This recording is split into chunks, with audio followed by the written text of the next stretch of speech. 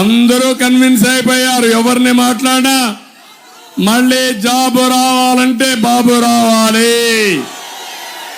అందుకే నేను ఒక మాట అన్నాను, నేను బెస్ట్ డ్రైవర్ని ఈ రాష్ట్రానికి. ఒక ఆటో డ్రైవర్కి ఆదర్శంగా వాళ్ళని ఆదుకుంటా. యువత భవిష్యత్తు నేనే ముందుకు తీసుకుపోతూ మిమ్మల్ని సేఫ్ గా మీ భవిష్యత్తు బంగారు భవిష్యత్తు చేసే బాధ్యత నాది. మా మహిళలకు రక్షణ ఇస్తూ ఏ మహిళకు కూడా అన్యాయం జరగకుండా మా తమ్ముడు పెట్టుకున్నాడు ఏపీకి డ్రైవర్ బాబు. మీరు ఒకటే పెట్టుకోండి, ఏపీకి ఆదర్శ డ్రైవర్ బాబు. ఇది చేస్తా. తమ్ముళ్ళు డిఎస్సి పెడతా, మెగా డిఎస్సి పెడతా, ఉండే ఉద్యోగాలు ఇస్తా.